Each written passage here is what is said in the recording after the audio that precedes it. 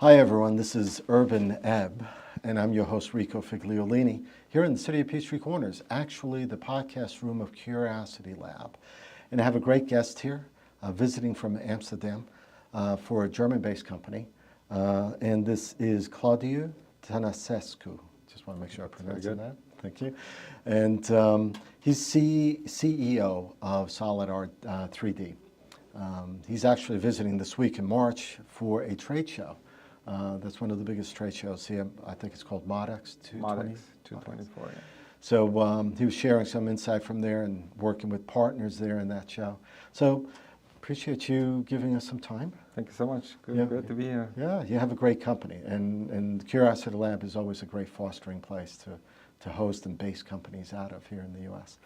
We were extremely lucky to find Curiosity Lab, to be honest, and extremely happy with our location here and the environment and the connections and networking that we can build up here are pretty good. Excellent, cool. So tell us a little bit about yourself and a little bit about your company, and then we'll dive right into what your company does. Sure. So yeah, my name is Claudiu Tanasescu. I'm based out of the Netherlands, as you said. I am you would call it a serial entrepreneur. I've built 2 more companies, software companies before. The last one was in the cinema software. Oh, really? We built the software that is able to forecast and schedule movies in a theater. Oh, wow. And that was pretty cool. As you can imagine, you have to understand what the movie is about, the actors, directors, production budget. But then we would look at the weather and the holidays in that location and forecast based on that. Oh, terrific. Logistics almost in a different way. Almost logistics in a different way, So I sold that company in 2020, and then through a connection from university, I came across Solid-3D, and now for 3 years I became an investor, and I'm the CEO of the company. Very exciting times for the company and for the industry in general. Robotics is a hot topic right now. Mm-hmm. Particularly with Industry 4.0 and the challenges of manufacturing in China. COVID came and pandemic brought a lot of attention into understanding how can we insource, how can we bring the manufacturing back to Europe and the US and reduce the dependency in China. And that created a significant opportunity on the robotics side. So that's how we engage in the robotics with Solid-3D, and I'm happy to say that 3 years later we found a very strong product, and we found a very strong industry, which is the logistic industry, to explore with our products and services. I was going to say, when you took over the company, it was a little different path they were on, but then you as CEO brought it to a different place. That's absolutely right. So my 2 co-founders, they were both very technical, both with PhD in computer vision. Okay. So they were working on a computer vision product for controlling robots. Mm-hmm. Essentially, our motto at that time was, we make robots see. Right? Because robots were, if you think about robots in the manufacturing world particularly, they're pretty blind. They just go and grab a thing and put it somewhere there, expecting that object is there. If it's not there, then there's a conflict. Right. So that's where computer vision comes in and essentially detects that object and tells the robot, hey, it's not there, it's 5 millimeters to the left. Go there and pick that up from there. And they were pretty advanced with that product in there. But then when we did a comprehensive market analysis, we slowly started to understand that it's a very, very complex market with a lot of competition and a lot of big players in there that made it very difficult for a startup to compete. So very early on, we decided, okay, can we, pivot towards robotics, this emerging field that's coming up, where everybody's talking about automation, and particularly in the logistic and warehousing field, there was a gap. There was combined with the 2020s, 2021, with the labor force shortage, it really created an accelerated wind in the back of all these companies that were looking into automating their warehouse operations. So how did you actually find, that's almost like a needle in a haystack for me. How did you actually find that was a need for that? That's a great question, and you know, as it always happens in life, same with the cinema industry. I wasn't planning on going into the cinema industry, but I just met someone that his father was a university professor writing an academic paper on demand-driven movie scheduling, and they were looking for an IT company to implement it, and that's how we ended up in the cinema industry. Okay. Similarly, in warehouse, we were just going about our computer vision challenges and understanding how we can attack the market. And in fact, one that is now the biggest customer of ours was looking to understand how can they enhance their operations. Okay. And reach out to one of the manufacturers of the laser tracker technologies that we currently use in our product to say, I want to buy a laser tracker from you. And the guys were like, okay, we can sell it, but do you know how to operate it? And they were like, no, we don't know. And hey, here's a partner that can operate the laser tracker for you. Okay. And they introduced us to that warehouse automation manufacturer. And yeah, the rest is history. You know, we started working together. We understand their business needs. We understand their challenges. And we essentially custom build a robot to attack those challenges. Opportunity comes, and if you're not there to accept that opportunity, exactly. And you were there, so that was great. We were there, we were open for that, we were looking to pivot, you know, it was like, almost like being at the right time, at the, you know, the right place. For sure. To have that opportunity and flourish. And that's helped you expand actually even further then, because other relationships, other companies doing somewhat similar to, like, for example, Amazon Robotics, and some of these other companies, right? Exactly, right, because once we start looking more carefully to the industry, we understand that, you know, it's not just the problem of this company, it's actually an industry-wide problem, right? So all of a sudden, the opportunity for us became clear that we can go from a custom robot for this company to a robot that we can make it as a product, and that we can then serve other customers as well. So Claudiu was showing me a few things, and it's amazing to me. I mean, anyone that understands business and employment and the lack of being able to find help, even though supposedly it's out there, no one wants to work maybe, or they're doing other things. A place like an Amazon warehouse that needs product moved and shipped around within the warehouse is using your product. Absolutely. And so, you know, you're not, companies not helping put people unemployed, but your company is actually making more efficient for these companies that are not just warehousing things, warehousing products, but becoming a shipping center or logistics center for these products. Absolutely. So tell us a little bit about that in Amazon's case. You know, when I say maybe the general public, when they hear robotics and robotics taking over jobs is a very common theme, right? They think that robotics is going to take over jobs. But when you come to think about what we are doing, we're putting down on the floor some stickers. They have to be put around at a foot from each other, and not one, not 1,000, 10,000, 20,000 of those, right, in a warehouse. Now imagine if you are a workforce, if you are a worker and you have to go and bend on your knees every foot to put that down with high accuracy, it's not a job you want to have, right? It's a job you want to move on from. And that's where robotics is, you know, in my mind, the list is bringing those advantages in taking over that very tedious and very tiring work. Very tedious for sure.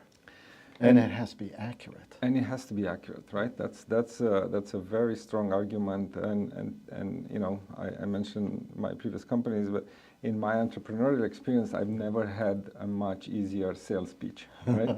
Because you go to these companies on the trade show, you just mentioned Modex, and you see them and you say, oh, I see your robots are using QR codes on the floor for navigation. How do you put those codes on the floor? And then they start sharing the pain, right? They're like, yeah, I have to send my engineers down there, and they hate it because they have to be on their knees all the time, right? And I have these computer-trained, highly trained engineers that have to do that work on the floor because I cannot entrust it to temp workers or any other unskilled labor because they have to be very accurate.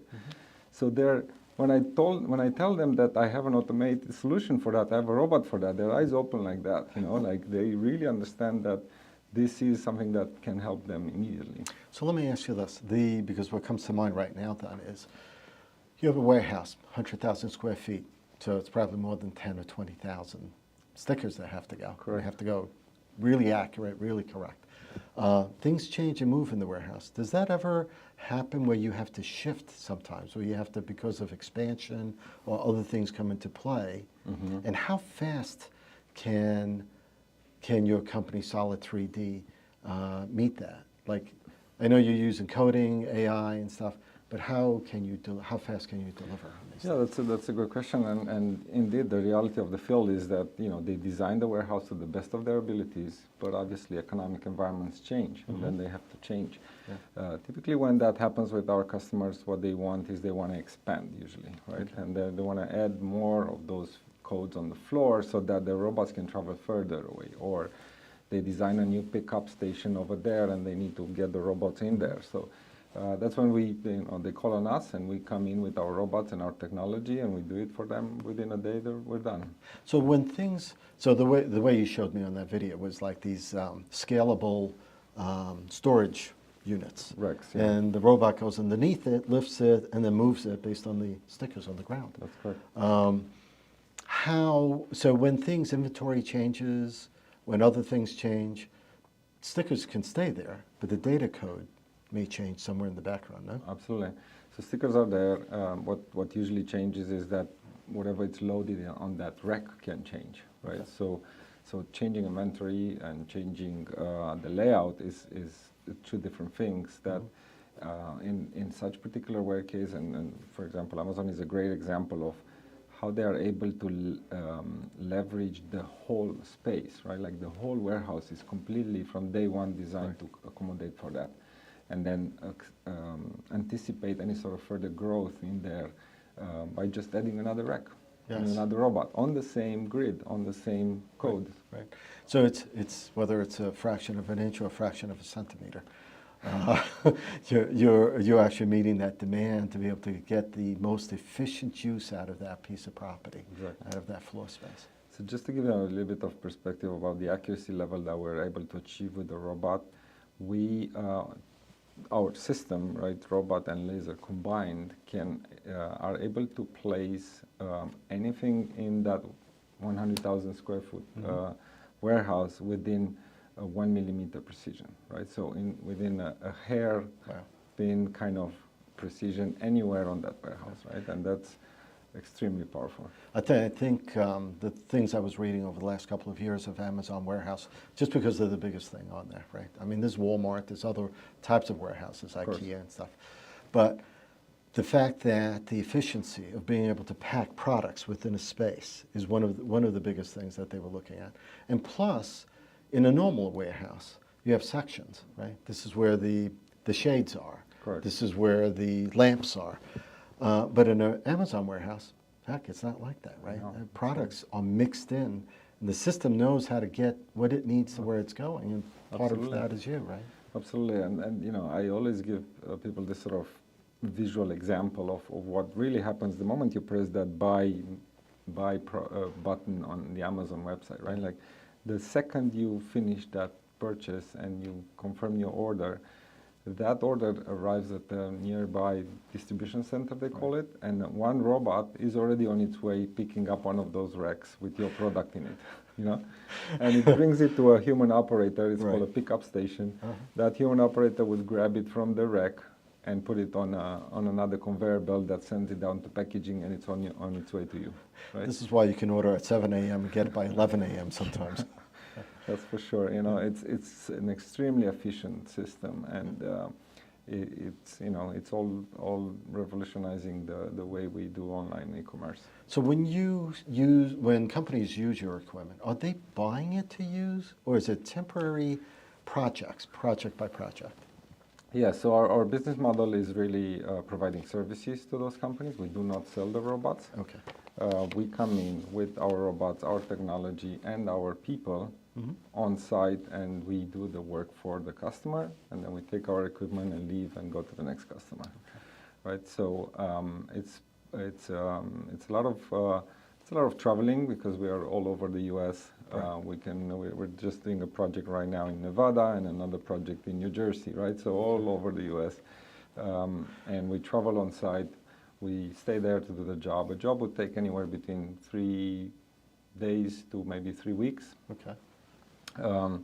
And then we travel to the next one and so on. Do you stay there long enough to troubleshoot and do the things that need to be adjusted? Or? We do that as well. We do quality control of all the work that we do to make sure that before we depart that our codes are precisely positioned. But what we typically do, and maybe just to walk you through a little bit of a day in a life Yes. of a robot operator, we call them the one that take the robot over there, is they arrive on site, and the very first thing that we do for that customer is we try to get a sense of the building, right? You know, Amazon is in a lucky position that they purposely build their buildings, right? Sure. So you know when you get there, you know it's a new building, it's built to specs, it's perfect. But a lot of our customers, they sell to, you know, maybe small businesses, maybe larger businesses that already have the warehouse and have been using it in a sort of manual mode until now. And now it's the first time they're automating it. So when you arrive on a building, the first thing you do is you measure the building to understand, and we have equipment and technology that we can actually tell you this column in the middle of the building is 10 millimeters off from where it was in the CAD file when you designed the building, right? So we tell them all that information. We call that as is versus as planned. Right? We give them that information to the customer so that they can choose to decide, okay, I'm going to move the grid a little bit to the right because otherwise my robots will be colliding with that column. Yeah. So we do all that work for them. That services is a very strong added value to our customers. Then we lay down the codes, and then we do the QC on the codes. And then they bring their own robots and run it over the codes as well, and QC again, quality control again, the codes. So when you're doing this, the thing that comes to mind, because I've been in enough warehouses, and you're right, these older warehouses and stuff, there could be seams in concrete. There could be areas where it's up and down a little bit. Does that affect what you're doing then? Luckily, you know, the end robots that will run that warehouse, which is our customers essentially, they have very strict requirements as to how the floor needs to be. Okay. So before we arrive on site, that floor has already been prepared for that. So it's been sanded down, it's been covered, all these sort of things, because not only our robots will have a challenge with that, but also their robots will have a challenge with that. So they, it's on their project checklist to do before we even start work there. So it's safe to say most of your, or all your clients at this point, are warehouse type clients. Most of our customers are indeed warehouse type customers. They provide services for, you know, you mentioned Walmart. Walmart, we did projects for Walmart. Essentially, we're actually doing one project here in Atlanta for Sam's. Oh, okay. There's a lot of industries from, you know, retail to e-commerce to even clothing manufacturers to we've done a project in San Francisco for a semiconductor company, right? Like anything that can be stored in a shelf and needs to be moved can benefit from the automation. Do you have particular industries that you all work in? I mean, you did mention Walmart and Sam's Club and stuff, but it's very interesting because, you know, like I was at MODEX at the trade show, and as you walk the trade show and you see booths around and you see the visitors in there, and I just read a LinkedIn post that said MODEX had 40,000 visitors this year, which is pretty big. You read people's labels and you see, oh, this is Tesla engineering team looking for a automation solution. Then I see Home Depot guys looking for something, and then I go there and I see Nike looking for something, you know. So like it seems to be the whole spectrum of industries that have the same requirements. I have a warehouse and I need to automate it. I need to retrieve products in and out very fast so that my production and my manufacturing can run smoothly. When you were at the show, you were telling me that. I asked if you had a booth there, but no, you have clients there. Absolutely. So you're visiting their booths, their exhibition place, and answering questions and helping them with their clients, I guess? Yeah. So it was very enlightening, you know, to be there, to see those customers, the customers that we serve, right, having their booths fully occupied the whole time during the show, right? Like I barely managed to get a few minutes with each one of them because they're in constant conversations with their customers. It's amazing. And I think, you know, I saw a Gartner study that said that the warehouse automation is poised to do 3 times over the revenue in the next 3 years, right? So it's going to grow from about $2 billion right now to about $7 billion in 2025. So you guys are in a great position. So I think, you know, I was encouraged at this show to have the conversation with our customers, and they're all telling me, hey, we have this project line up, and we're talking to this partner, and I know that every single project of theirs will end up with us as well, because we are the first to be on site. Right. Do you find, so everyone's talking about AI, and to some degree there's some AI involved here, whether it's generative or language-based. It's a whole gamut of AIs. That's just one thing. Absolutely. Do you see your company using more of that in what you're doing? We actually do use quite a lot of AI already in our robots.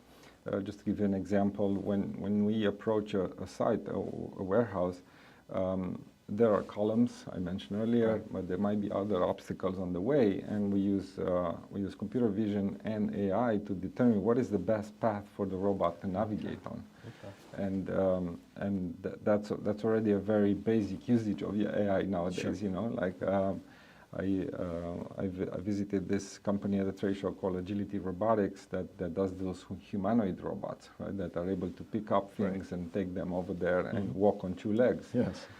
Pretty impressive, right? Like, but also the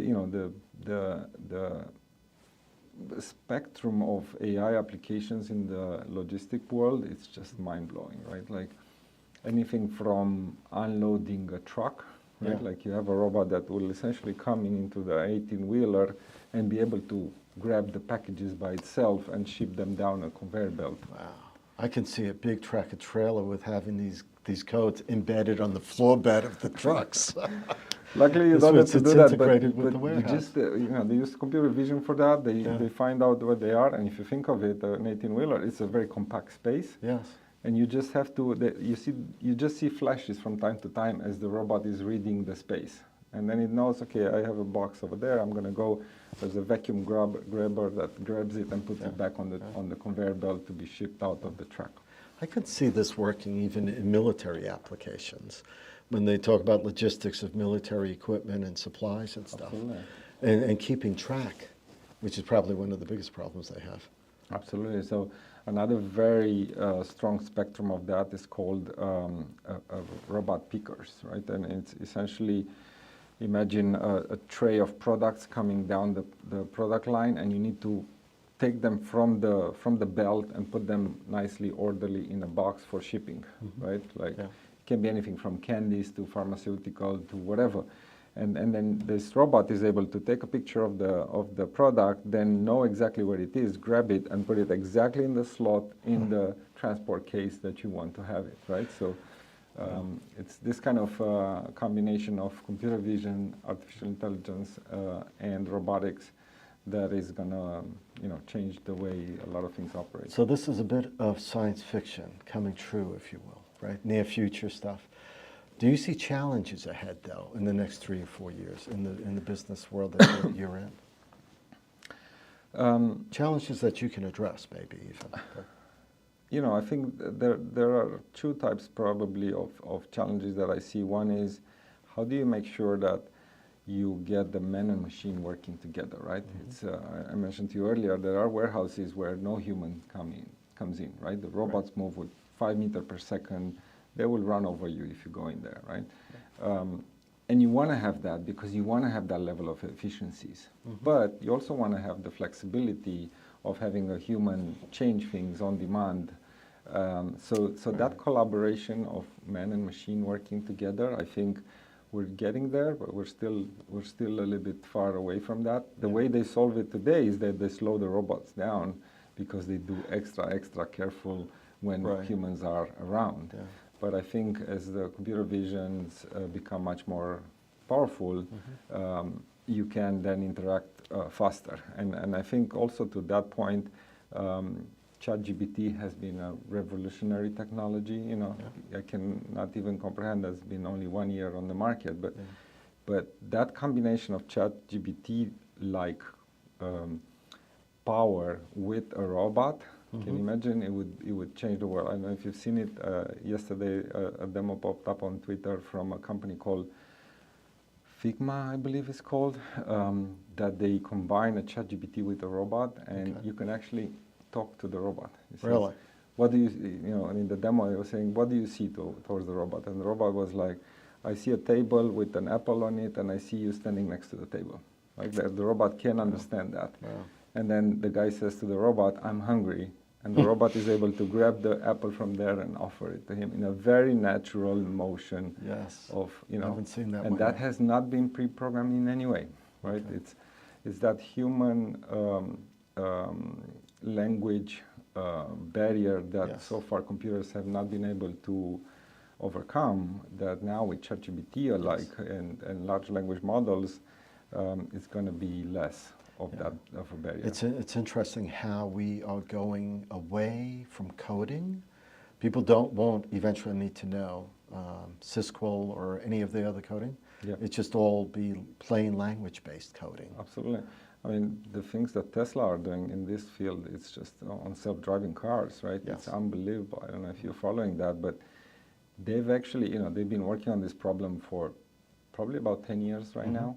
In the last year alone, they've been removing code that they wrote because they don't want to write code anymore. Instead, they serve millions and millions of minutes of video to the machine, and the machine learns from seeing other drivers drive. Right.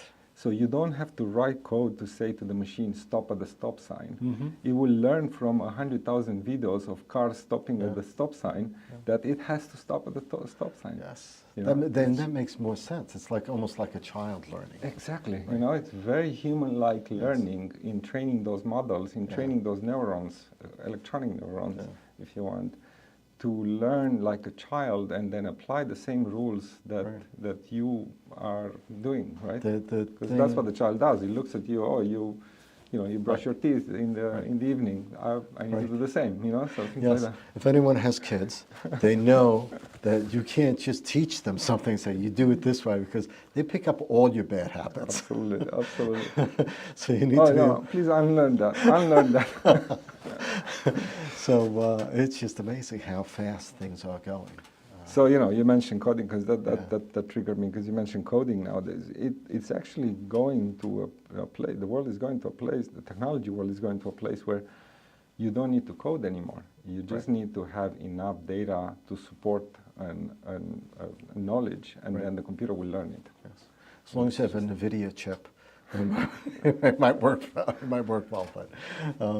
no, but great point. And in your particular industry, like all these industries, right? I mean, it's a matter, AI will be in there and will be used in a whole different way that we don't even know about today. Absolutely. Right. And then I think another area where we want to invest a little bit more time is in making everything more sustainable, right? Like we're in the world of e-commerce, we're in a world where you expect your package to be here in the same day. Right? How do we do that in a way that doesn't impact the environment, doesn't impact the planet? And there's been a lot of talks. Actually, the show at the MADEX show was the UPS president of supply chain and logistics from UPS, which is actually based in Atlanta. Yes. And he talked about how UPS is actually doubling down on the efforts to become much more sustainable, going for electric vehicles in their fleet, trying to optimize all their route and trafficking to make sure that you do less miles and all these kind of things. And I think, I feel that responsibility also with us to make sure that we build products that help in that direction as well. Interestingly enough, I think sustainability, when it was first introduced some years ago, and people saying, you need to save energy, you need to do this, wasn't being picked up as fast. It was it became a political thing. Absolutely. But now, like you're pointing out, UPS is doing all that. Yep. And it's money driven, because that's essentially, I mean, sustainability is a money driven aspect at this point. You don't want to spend the money on energy to drive thousands of trucks. Absolutely, absolutely. Or even energy in your warehouse to be able to burn the lamps, if you will, too long maybe or something. Absolutely right. So it totally makes economic impact and economic sense for companies to be more sustainable. You know, being a European, there's a lot of regulations in Europe, much more than here in the US with respect to sustainability. So companies are pushed from both sides, right? Economic side and regulatory side. And I think, you know, it pays off, right? Like just from everyday business to, you know, running your whole supply chain makes sense for a company to invest in that. Do you see, what do you see as the future for yourself, for this company, beyond? Because, I mean, sometimes companies like Instagram and other companies, they start one way, which this company did at one point, and you shifted it successfully to a different path. But as you're doing it, sometimes you realize, well, I can do a little bit more here. I can do something, that we can take this further. Have you seen that? Do you see that curve coming, or that horizon? Yeah, I think, you know, I think we're pretty set on the robotics side. I think we're extremely lucky to have started on this, I wouldn't say at the beginning of the robotic revolution, because I think a lot of people will contradict me there, but at the beginning of a significant expansion in the, let's say, the western side of the world, right? The US, Europe, same. Mostly driven, as I mentioned earlier, by supply chain problems with China and others, where you want to have the manufacturing in, and then you need robots to be able to do that. So we're pretty set on the robotic side. The question is, what other business applications can we do with our technology, right? And we are in the high precision positioning field, and with that we can see a lot of other business use cases. For just to give you one example, is in the construction industry, right? Like in the construction industry, you lay down the floor, and then you have to mark where do you want to put the drywall, where do you want to put the electrics, where do you want to put that, you know. And today, there's somebody that needs to come in with some sort of measuring tape or some sort of measuring device to mark that in there. We can have our robot drive around there and print on the floor those things. Wow. So it becomes like a printer, a mobile printer on the floor of a high precision, you know, instructions about how to construct drywalls, for example. I didn't even think about that. That's phenomenal. I mean, you could do that in an apartment complex with 200 units. Then. Exactly, right? And so every single floor you have to map it in a different way. So that's another opportunity where I believe we can enter in the coming years. We're very focused right now on logistics, so this is just a little bit of brainstorming going forward as to where do we see the opportunities. Yeah, for sure. I mean, a company growing needs to be able to know, you know, what other products they can put out there and stuff. Exactly. And I can see that. I mean, your robot's finished on the first floor. It moves to the elevator, it goes up the next floor, it just comes back out and does the second floor. So I can see that all working out. And there are you know, robotics in the construction industry. There's a lot of companies already being active in there, right? So we just had here in the Curiosity Lab yesterday one of those companies called Robotics that builds robots for the construction industry. There's actually another partner over here in the Curiosity Lab. It's called Sky Mule. I don't know if you've seen them. They build a robot dog that is able to tie in the rebars. Yeah, right. I saw that. So it can work on another Curiosity Lab-based company. Exactly right. That's, you know, I started this interview saying that we're extremely pleased with Curiosity Lab because of this environment, right? It's an environment of creativity and innovation in the robotic fields, and that's where we want to be positioned as well. You can't do this remotely.